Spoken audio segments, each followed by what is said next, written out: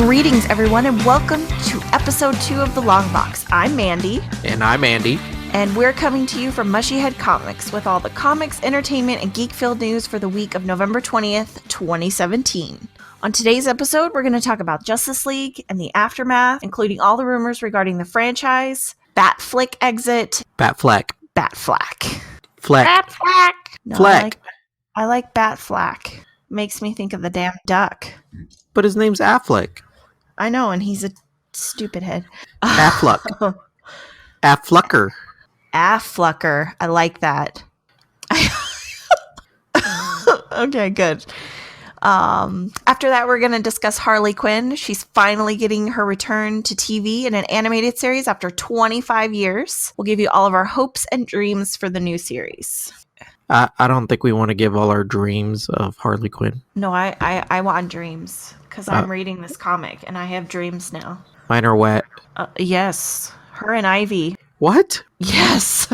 I'm missing out. You are definitely missing out, sir. No wonder they did a Harley and Ivy meet Betty and Veronica. Now they're going to have a menage a trois.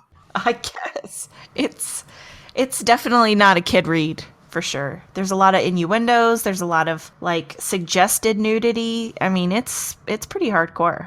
Ooh. And then, remember they're releasing a new one where Joker and Harley are in bed? I got a pickle! But first, let's get to the rundown of all the graphic goodness that's in stores November 22nd. Andy, what can we look forward to this week? Well, I only have one major pick of the week, and that's Doomsday Clock #1. Based on reviews, though, it's really just an intro to the whole series, but we have high hopes for it. As kind of like Rebirth and New 52, probably going to see some huge changes after this whole thing's said and done. It's a 12-part miniseries, so it's going to be going on for quite a while. Pretty much anything else is going to be a new #1.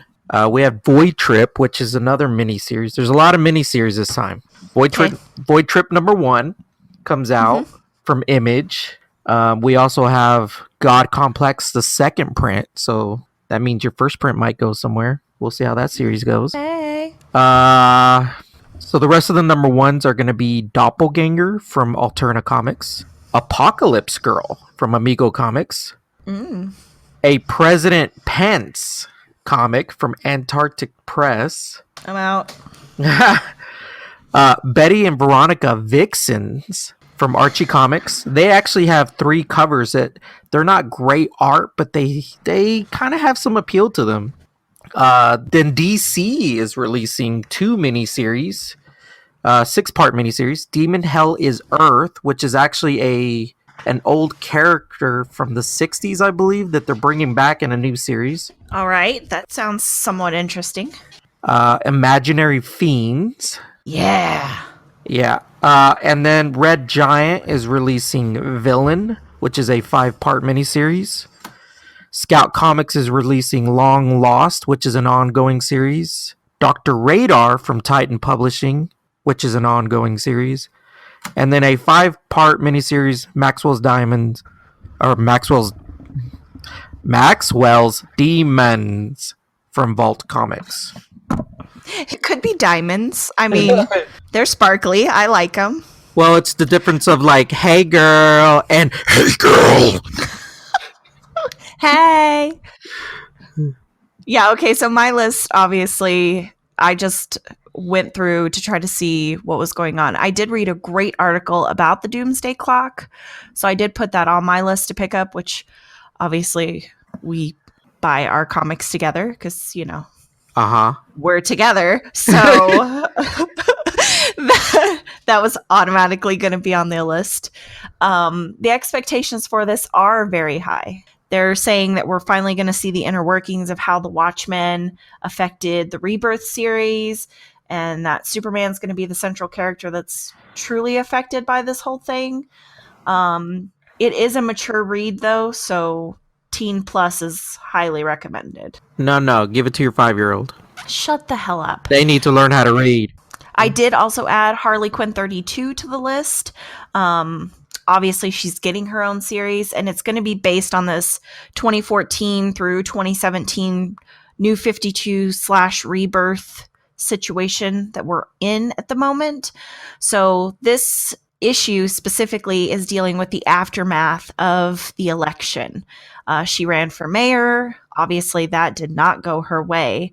We're also going to get to see the beginning of the secret origins of all of her expanding cast. So if you're familiar with the series, she has a lot of, I guess, villainous type people that live in her building.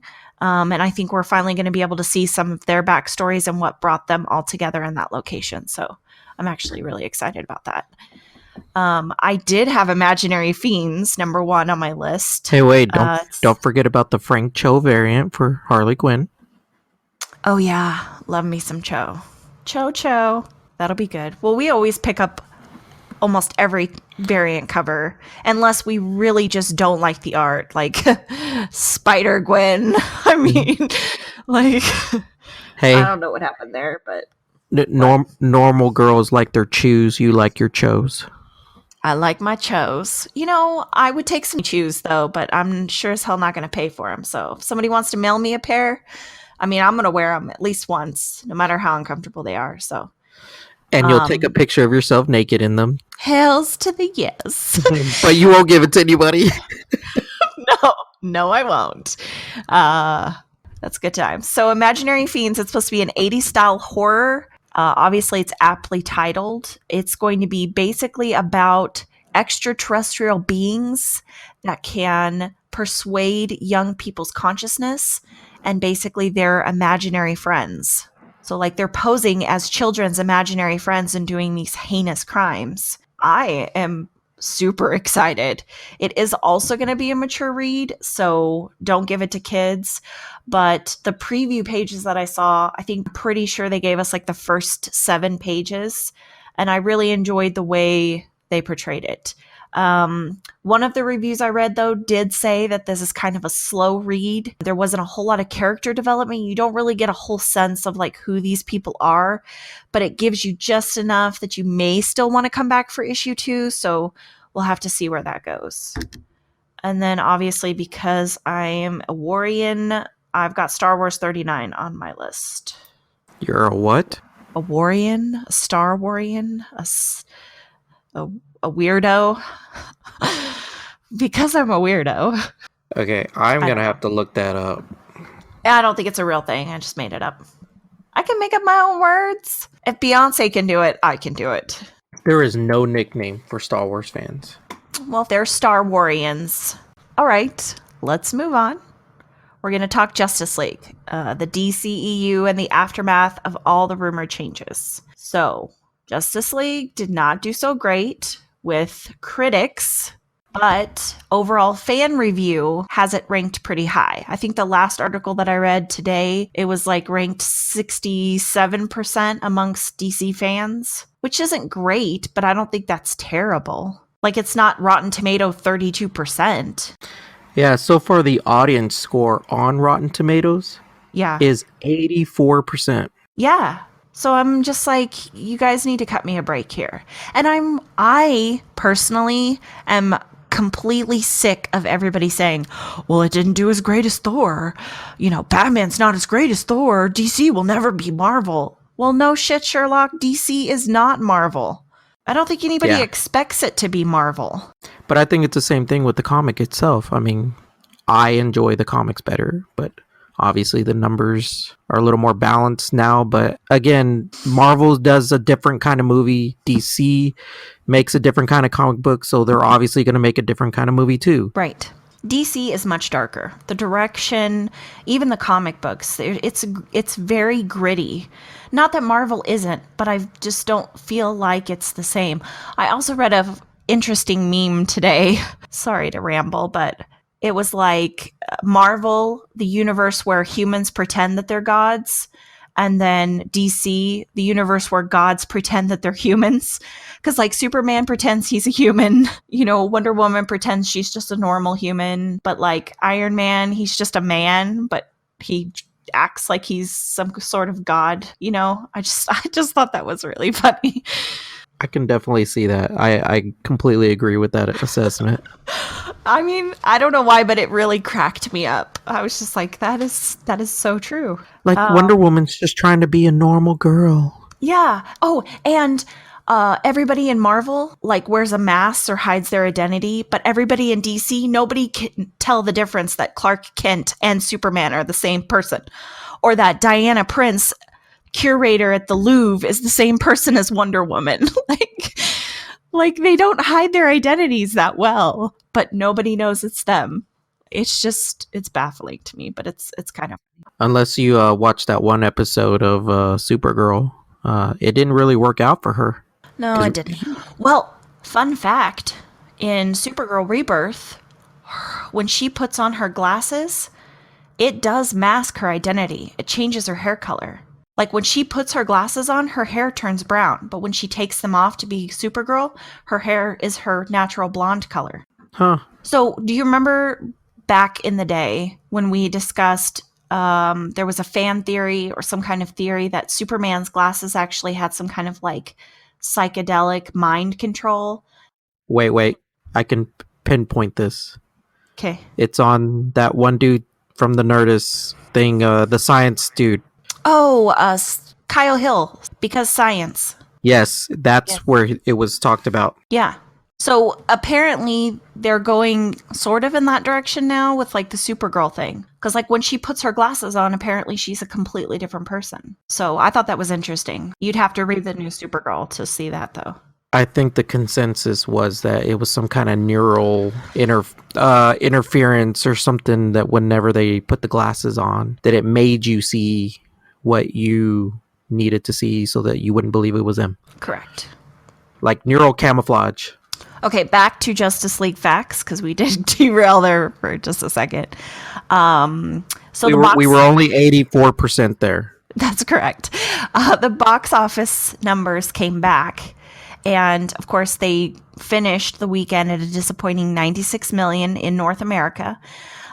They did, however, determine, which I would assume this is from pre-sales, but that not 63% of all ticket buyers were male viewers. So I would assume it's from credit card purchases where you have to give a name. I mean, I don't know how they really determine that, but so there was an interesting article about where the Wonder Woman turnout was. But I think that's an unfair assessment because like you and I would go together and you're going to buy the ticket.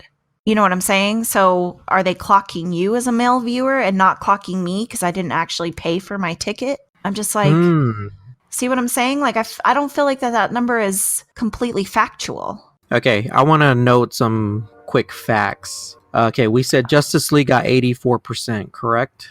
From the audience. From the audience, yeah. Okay, and you compared it to Thor Ragnarok, which I thought that movie was awesome. It was. Tomato meter was 92%, but the audience was 88%. So it was about an even turnout there. And I've got one more for you. Okay. Wonder Woman on the tomato meter was 92%, but audience it was 89%. So they're all about the same. I am not going to lie to you. Wonder Woman makes me almost cry every time I watch it. I don't know if it's because I am a woman, maybe I'm hormonal, I don't know. But I freaking love that movie. But I love Batman too. My example would be the comparison between Marvel and DC is completely unfair. It's not the same world. It's not the same universe. It doesn't even portray the same in the comics. But you cannot tell me that somebody cannot make a good DCEU movie because the example that I'm going to give you is the Dark Knight trilogy. All of those rated very high on Rotten Tomatoes. They were all rated PG-13. So don't come at me with your, oh, well, we need an R-rated movie for the DCEU. No, we don't. PG-13 works out just fine for people. Yeah, there was an Oscar winner in there too. I mean, I just do not come at me with, well, it's not Avengers. It's never going to be Avengers. So shut up, sit down. How many Marvel movies have connection with Oscars?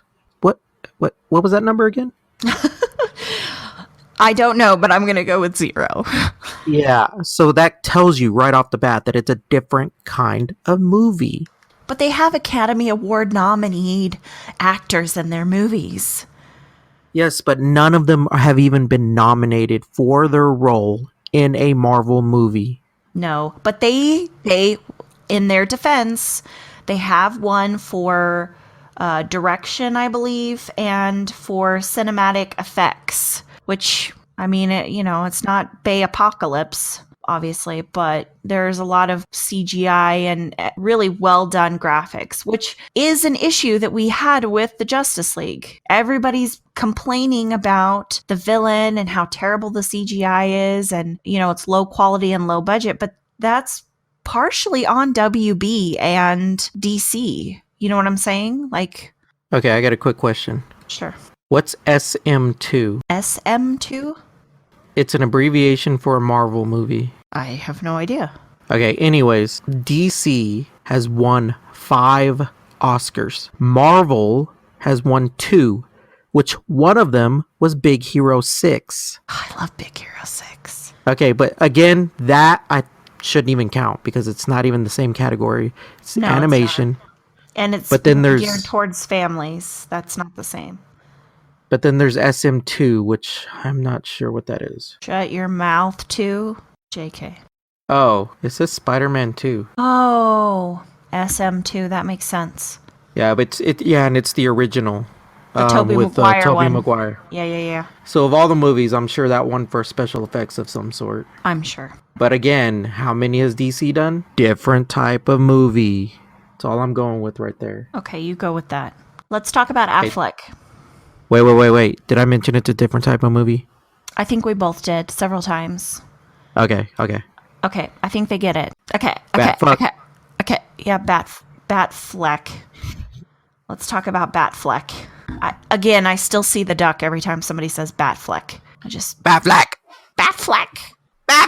Okay, so after Batman vs. Superman, Batfleck was supposed to leave us, but then he had breakup regret and decided to come back. So now we have him for the Justice League, which I don't have a problem with Affleck as Batman.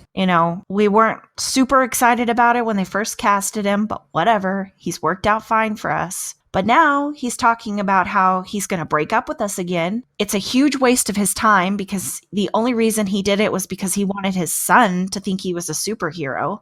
Now he's just going to think he's a huge dick. Mm-hmm. He also got charged for stealing batarangs from the set, which, in all honesty, if I were playing Batman or Batgirl, I would probably steal the batarangs. I'm not going to lie. I'm sure they're really sweet, but... Yeah, but you know what that tells me? What?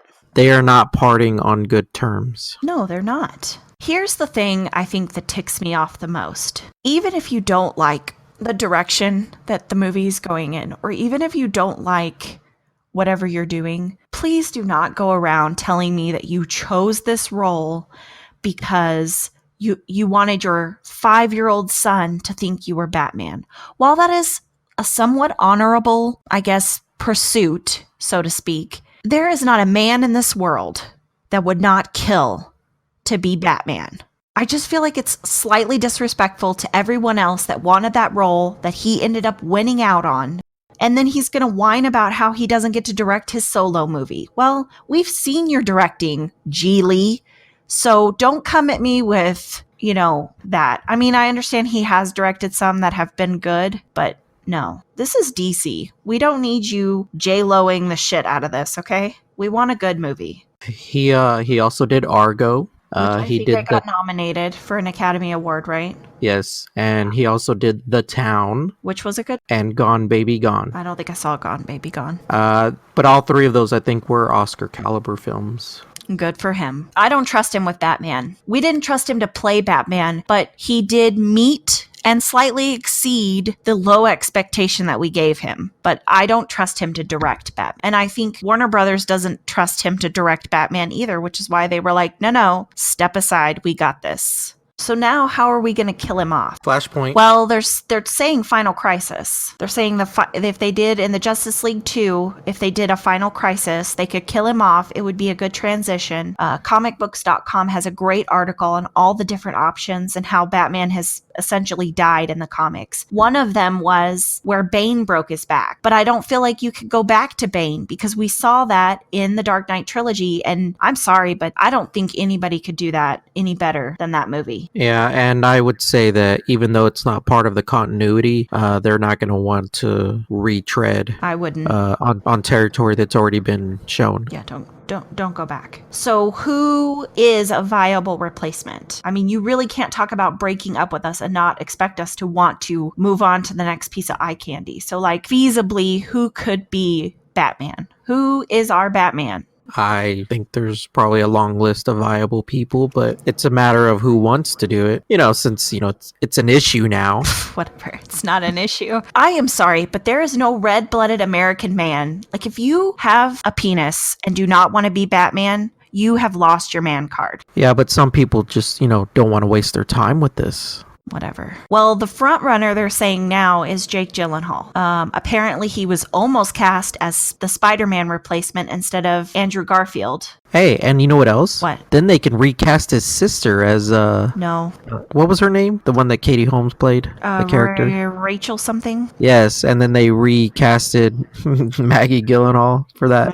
Because Tom Cruise made her pull out. Interesting fun fact: Jake Gyllenhaal auditioned to star in Batman Begins, and he was the runner-up to Christian Bale in the Dark Knight trilogy. So he has been almost a Batman before, which I think is why they're trying to woo him into this role. I have a problem with his normal demeanor. I've noticed that people who have these, George Clooney, Ben Affleck, Jake Gyllenhaal or is one of them. They have these little tics that they do on a normal basis. I don't think they fit Batman. Okay. I have a list that I would like to bring up and you can give your input on it. I understand there may be some typing involved because you may have to Google them. I think Anson Mount from Hell on Wheels, that A&E or AMC show that was on a while back, I think he could be a good Batman.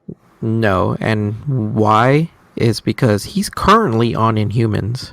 We know that show is not going to go anywhere. We have seen that. That is some serious garbage filth. Do we want another Josh Brolin incident? Except Josh Brolin has the guise of the CGI of Thanos, so that you don't have to necessarily relate face to face, with another property. But do you want the face of a show that's failing to be associated with Batman? Fine, I'll give you that. He's still a badass. He obviously can play a vengeful person who is taking out people who are responsible for his family's death, which is totally Batman. So, I mean, I put him on my list. Okay. I will say this though, I did watch Hell on Wheels, and he was very good. He was on my radar as a good actor because of that role. But I'm just saying there's too many associated with Inhumans that I don't think they would want to bring him in for that role. All right, I'll give you that. The wound is still raw, so we'll leave him on our short list, but we'll kind of put him on the back burner. We'll give him an audition, but he's not in our top 5, so to speak. I also have Eric Bana on my list. He played Bruce Banner in the terrible Hulk. Of course, it wasn't as bad as Ed Norton's, but whatever. Anyway, I liked that Hulk. I liked that Hulk. I have no problem with that Hulk. He's no stranger to the superhero franchise. He has a good, strong jawline. He's got a good, deep voice. And obviously, he can be vengeful because of his acting in Munich. Well, he's done a lot of things. Again, going back to Ang Lee's version of the Hulk, which was, I would consider it an art film that just happened to be about a comic book superhero. All but right. there was a lot of depth to that film, which he played it well though. He did. But you're right. Like Munich, he was able to play a person that didn't necessarily have the killer drive, but because of what was done to his country, he stepped up to capture the Palestinian hostage takers. And it's funny, I think I just saw the ending of that movie recently, and he's got a little bit of an innocence to him while he's doing it, which shows that he's got some range, because he doesn't necessarily portray that in other roles that he's done. But he's attractive enough and believable enough to be like a conceited rich guy party boy that you could have him as Bruce Wayne, but he also has that good, strong facial line that you could put him in a bat mask and he would just have that generic Batman jawline. I actually feel like he's kind of a build on what Christian Bale was. There's some slight differences, but I think those slight differences work in Bana's advantage. Yes. Okay, I have some honorable mentions. They may not go over very well. I wasn't really sure how you were going to take this. There was a list that I found on comicbooks.com about possible deaths and who could replace them. Screen Rant also had a list of the top 15. Keanu Reeves was on the list. I'm not sure how I felt about it, but I did put him on my honorable mentions. I don't think he would be a bad Batman, but I just don't know. Like, I see Bill and Ted, I see Matrix, I see John Wick, but I don't see Batman. You know what I'm saying? Like, I he agree. could be a and badass. I don't he see has Batman. that weird demeanor about him that I was talking about with those other guys that I don't think would fit. Because I feel like Batman himself, Bruce Wayne himself, need to be somebody that's kind of ice cold. You know what I mean? Like, they have a poker face. They don't really give you any clues as to what they're thinking or whatever. And Keanu Reeves is not one of those. Matt Bomer, wasn't really sure how to pronounce that. He was on that USA show. I don't want to say he was on Suits because that's not the right show, but White Collar. White Collar. Thank you. I knew it had something to do with a job. He's very pretty. I mean, he's pretty. He's a pretty guy. So he obviously could do the playboy philanthropist. I thought he had a good face. I haven't really seen him in anything where he has to be like gritty and like vengeful and kind of like kicking ass, so to speak. But I don't think it's past him. Like, just because you haven't seen him do it doesn't mean he couldn't do it. You know what I'm saying? I think I would say no. He looks more like a Superman. He does kind of. He's got Now that you say that, he has a very young, innocent look to him. Okay. But he's still got that strong jaw and everything that you're looking for. But yeah, I would lean towards Superman for him, which that job's not available right now. Yeah, that's true. Kervil's pretty.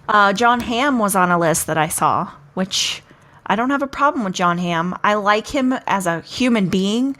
I've seen a lot of things that he does. I know he's really great with Tina Fey and all of her charitable organizations. Not that has anything to do with Batman, but I'm just saying as a human being, I enjoy John Hamm. I don't know that he could be Batman. Yeah, I don't see him in action. I see him as being a playboy, which is what Bruce Wayne is.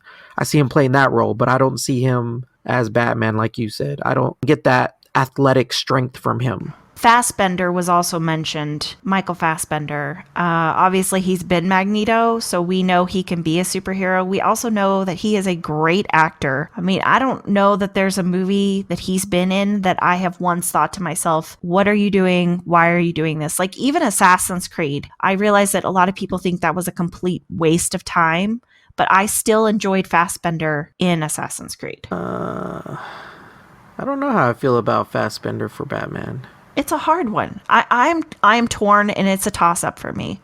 Because, like, I could see it. Obviously, we know he has the range, the ability to do that. But I don't know. It's hard for me to see him jumping ship. I think he's like an unknown to me for this kind of role. And if I was in a director or producer's position and he wanted the role, and he was up for the role, I think I would get him at least to the fitting, see if he fits the role, because it's kind of a visual thing for me. I don't really feel like he can do the athletic part. He can pull off the acting. It's really just about the look at this point. Yeah, but we know they can cushion a suit. We've seen Nipplegate. That's not what I mean. I really mean, does he look like Batman when he is in the suit? Like, does he convey what Batman is? That's what I'm saying. It's kind of that unknown entity when you're in the suit. All right, I could see that. Like, he has to take on the persona of the suit. Like, when he has the mask on, do you instantly think, oh my God, that's Batman? Correct. And I think that's really the only thing you don't know about him. And I can't necessarily see it for some reason. Like, that's why I say it's an unknown. All right. I can respect that. Do you have any people or actors or random off the street people, mention like your brother or something that you want to put in the Batman suit? Yeah, we can bring back Christian Bale. No, he's playing Dick Cheney and he is quite fat right now. Hey, he'll do like what he did for the Mechanic and he'll just lose all that weight in a couple months. It's pretty disturbing to see him right now. I'm not. It's kind of funny how an actor like him can go from one end of the spectrum to the other. Because, like I said, if you have ever seen The Mechanic, you know what I'm talking about. No, He was skin and yes, he bones. was. And then he went from that to Batman, didn't he? No, it was several years before he went to Okay. Batman. Yeah, I don't really have anybody else. I mean, I've read 3 articles about who people think should be Batman. I know Gyllenhaal is on the top of the directors lists, I guess, because he's been mentioned several times. So I don't know. Maybe they should go talk to the people who made Wonder Woman, see what they think. they should just have Patty direct Justice League 2. Oh, and by the way, I was saying the wrong movie. It's The Machinist. Did I say The Mechanic? You did say The Mechanic, yes. It's The Machinist. And on top of that, Yeah. Are you ready? It was only 1 year. Yeah. I thought it was more. It No, I wasn't. think he went from that to that because people were raving about the transformation on his body. Because he literally went from weighing like 90 pounds to weighing like 200 and something pure muscle. Yeah, he looked pretty good. He looked good. And it wasn't like scary looking or anything. He looked normal and fit. Yeah. Okay, well, I guess let's move on to something a little more cheerful. Reports are out that Harley Quinn is getting her own animated series. Oh, yeah. 25 years since she appeared on Batman, the animated series. We are stupid excited, like little kids at Christmas excited, which is ridiculous if you think about it, because, I mean, she's kind of a weirdo. She is a little insane, which is funny. The direction that they're going with, the development art has our hopes up that they're going to follow the new comic series. The Joker is obviously out of the new series. He and Harley have broken up. She still has these weird like flashback moments where she's like longing for him, but he's no longer a part of her life. Like, she is literally trying to be the new Queen Pin of Gotham. Like, she has decided that she is going to conquer the world, and that is what's happening. Obviously, the final draft of the animated series is going to look a little bit different because, I mean, we don't know for sure that they're actually going to use like Amanda Connor or, you know, the people that are drawing the comic to help animate. So we don't know what direction they're going in, but Who does draw the comic? I thought Amanda Connor did it. she does do it. That's why I said that. Well, you said Amanda Connor or the other people that Yeah, draw because it. there are other artists that help her draw the interior of the book. I can't think of them right off the top of my head. I've just had the damn thing open like 10 seconds ago, so I was reading it online because, you know, I love Harley. Anyway, but they're saying that they're probably going to try to get an actual animator to do it. So I'm not sure how much content influence the actual comic writer and artists are going to get on the animated series. But the concept art looked exactly like Amanda Connor. Like, Yeah, I'm wondering though, like, I don't really know a lot about the animation side, about like the artists and everything, but I know there's been a style that they've kind of stuck to ever since, you know, back in the day when we were young and we watched Batman, the animated series. They've kind of stuck to that. But from what I've seen on the conception art or whatever you want to call it, it is different. it is different, but it's very New 52 rebirth style. Like the series that we're in now, that concept art was very reminiscent of what we're seeing in the comics. Ivy is the same. I mean, her outfit is pretty much the same as what we see. Harley's attributes, her costume. I mean, everything in that concept art was spot on with what we see in the comics right now. So, I mean, obviously they were trying to point us in that direction, but are we actually going to get that? I don't know. We know we're going to get Ivy as her BFF. And from what I've seen in the comic series, you really cannot write Ivy out. Like, she's a weird, like, girlfriend slash, like, girlfriend. You know what I'm saying? Like, I mean, there's some brown chicken, brown cow going on at times, which is really weird. But it's mostly on Harley's end. There's a few affectionate moments from Ivy, and Ivy kind of plays into it. But I mean, if you're going to give us an animated series, you're going to have to give us Ivy. And I mean, duh, we're obviously going to see Batman. I mean, it's not Gotham without Batman. Well, per the article, they have no idea if he's going to appear. I know, or but not. you have to give us Batman. You cannot. No, I think she can do just fine without it. I don't think she needs him. No, I'm not saying, no, listen here. Don't make me pull out my feminist panties. I'm saying she doesn't need Batman, but I don't think you can give us a full on, like, I'm not saying he has to appear once a season or something, but there's got to be like a foremention of it. Or I think back to the animated series, because obviously we're old, and when we were kids, that was our first Harley Quinn. You know what I'm saying? Like full on gesture, you know, hey, Mr. Bats. Like, I need that. Like, throw me a bone every once in a while. That's all I'm saying. I gotcha. But okay, I went and looked back about who the artists were. You're right. There were different artists. Amanda Connor is actually The writer. the writer, yes. But she does the covers. Correct.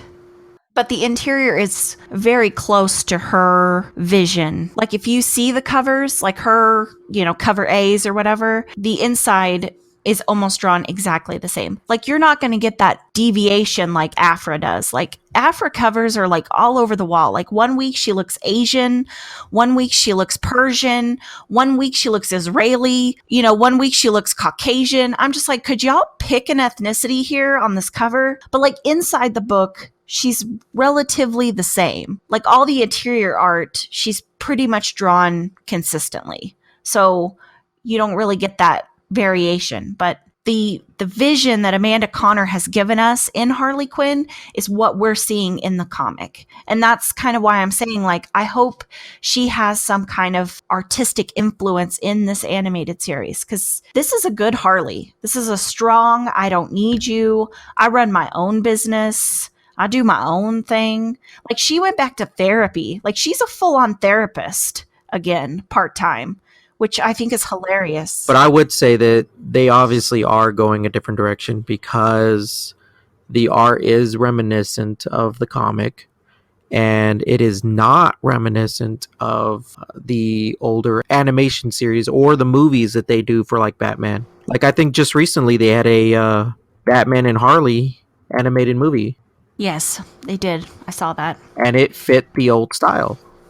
Let's talk voice actress. I think they should go back to... I think the voice they should keep the way it was. I mean, they could change it and we could love it, but at the same time, I would be completely on board with the old style voice. Like the one, you know, the one that you were doing, you were mimicking. Arlene Sorkin was the original voice of Harley Quinn from the original 90s Batman animated series. So Arlene Sorkin is the original voice, and she has done several voiceovers, and she's done Harley in several other arenas since that series stopped airing.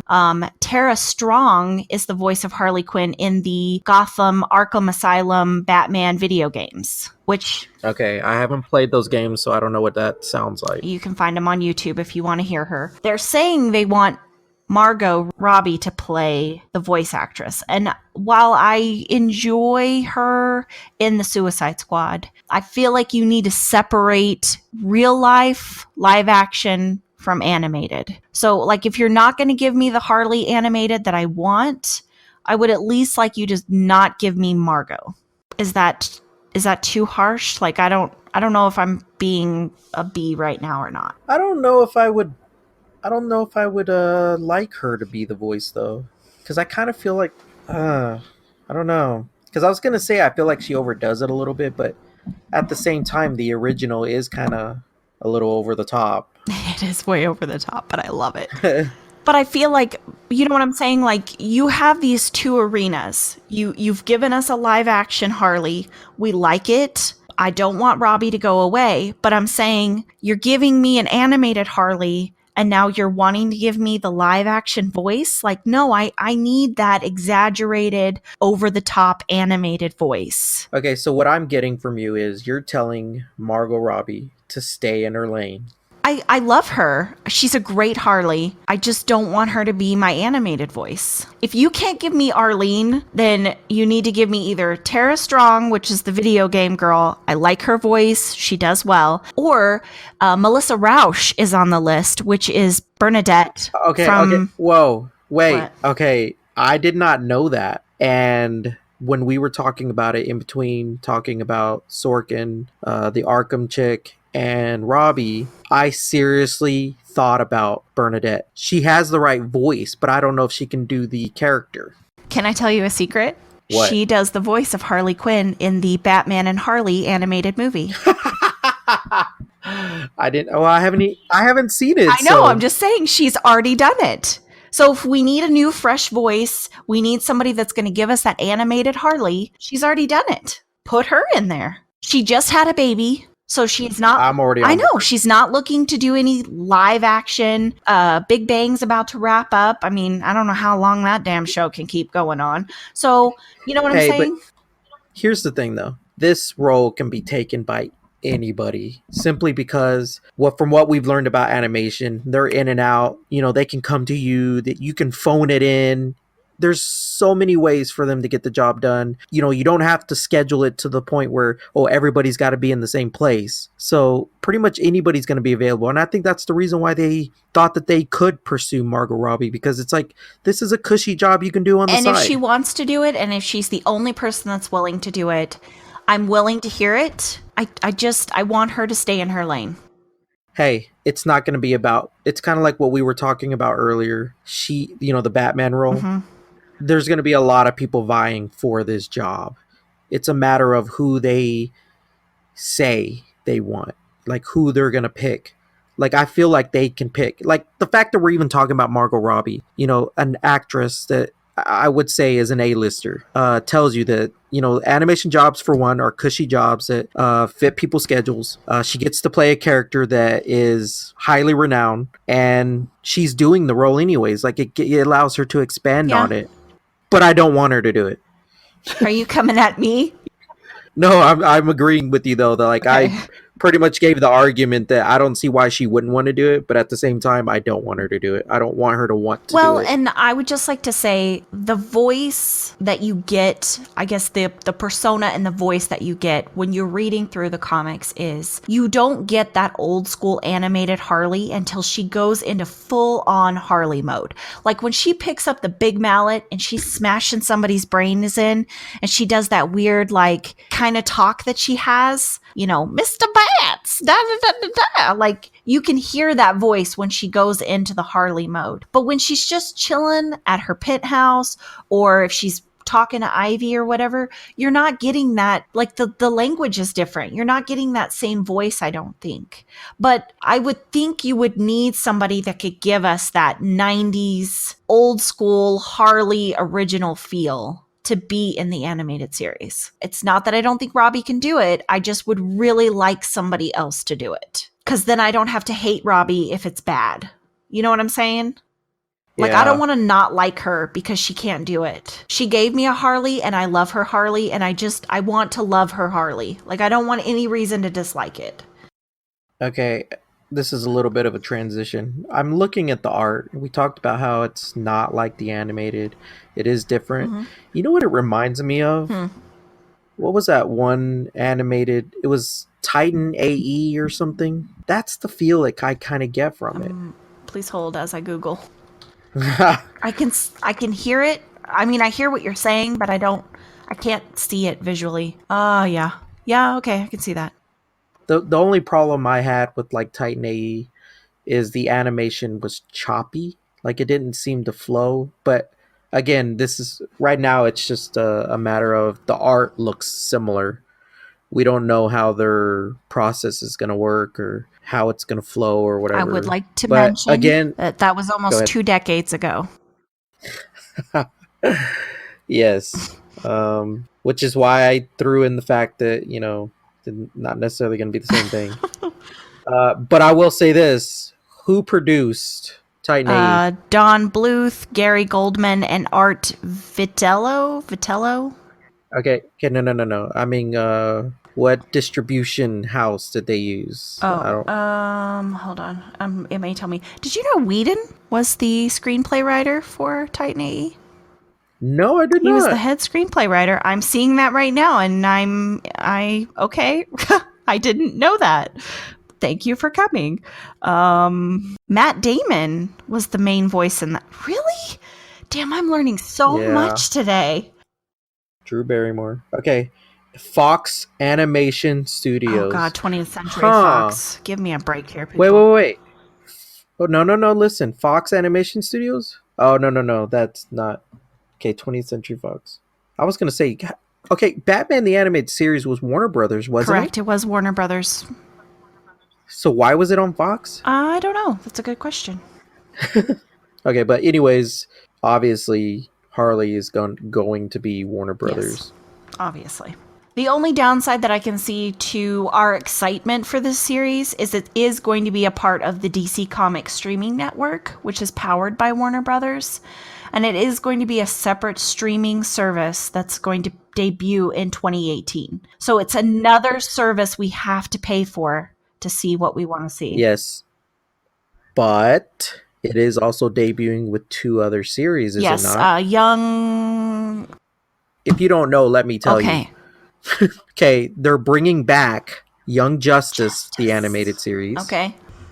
And they're also going to introduce, which we've seen some of the casting for the live action Teen Titans, which I'm actually excited about live action Teen Titans. I want to see how that goes. Because I feel like if they can make these things work, we will see we're going to see more because DC hasn't really done anything outside of the template that they've made with the Arrowverse and, Supergirl, Arrow, Flash. They've kind of got their feel. The Teen Titans one is supposed to be different, and I feel like it's going to get away a little bit from the more homely, make you feel warm and fuzzy inside DC that they've made, and maybe get a little more back to that darkness. I was like, I don't know what Arrowverse you're watching, but You're right. Yeah, you're talking about. Okay, well, no. Arrow is that. I'm sorry, but like when you Flash, Supergirl is more they're a little homely. more No, I'll give you Supergirl, but I don't think I don't think you can say Flash is homely. There is a home quality to it, but God, that kid messes everything up. Jesus. I know, but they even said it. They got dark there for a while. The first season was bubbly. They got darker. And this season, they're bringing the bubbly back, which we've seen it, especially with the Plastic Man being introduced. Elongated man. Or Elongated Man. Well, Sorry. thank God we got past Emo Berry, because I don't think anybody was going to recover from that. I know. I thought we were going to be seeing hair flips the rest of our lives. He had the Bieber hair. That was amazing. And then, what the hell? They gave Wally the Bieber hair at the beginning of the season. What? I don't even know what to ask. Like, it's just like, what was happening? Like, I don't think we're ever going to get an answer about that. We won't. And that's fine. Lord, somebody needs to get a new hair and makeup person, apparently. I don't know. I like the way he was before. I don't know what they were. I'd understand if Wally himself did it. You know what I mean? Like they were trying to bring something from the comics. There was a change of this and that. But no, this seemed like it was just a personal choice. Yeah. Well, I mean, we've seen a handful of animated Teen Titans series. I know the one on Cartoon Network here recently was hilarious. I like the kid version of Teen Titans. It's very out there, but I like it. It's funny. It's cute, which I'm hoping they're not doing with the live action, but it was something different. It's, these aren't necessarily characters we see very often. And, well, now we're going to get Cyborg in Justice League, obviously, but everybody else. Well, and I'm kind of excited about Young Justice. That was already out before. Well, though. I understand that, but I'm saying I don't really feel like they get enough play. Well, in the universe. It's a lot of the same characters though from Teen Titans. I'm still tripping out about Matt Damon being in Titan AI. AE, sorry. It's like I didn't know. I'm just freaking. Okay, see, the out original now. team for Young Justice included Dick Grayson, which, like I said, is a Teen Titan. Aqualad. Kid Flash, Superboy, correct. Magan, which we see her in Supergirl, and Artemis. Yes. But it says that she's a protege to Green Arrow, but it says that she takes on the identity of Tigress during season 2. Okay, but then there were additions. The Sphere. I don't really know who that is. Wolf, which I don't really know who that is either. Roy Harper, which we saw in Arrow, Adam. which he is the Red Arrow. No, you're talking about Oh, Ray. Jesus. Wow. I'm so The one tired. that was he was the one that was the love interest with Yeah. No, the I know. sister. Colton Hayes is the actor that plays him, and he's yummy and very gay. So And then Rocket. Okay, anyway, season 2, they brought in Blue Beetle, okay, Beast Boy, who was in Teen Titans, yes, Tim Drake as the new Robin. Ooh. ooh, But that's because Dick Grayson becomes Nightwing. correct. Then Bumblebee, which I don't know who that is. What, the Transformers? No, I'm just kidding. No. Mal Duncan takes on the identity of Guardian. Lagon as Lagoon Boy. Barbara Gordon as Batgirl. Cassie Sandsmark as Wonder Girl. Okay, And Bart Allen as Impulse. okay.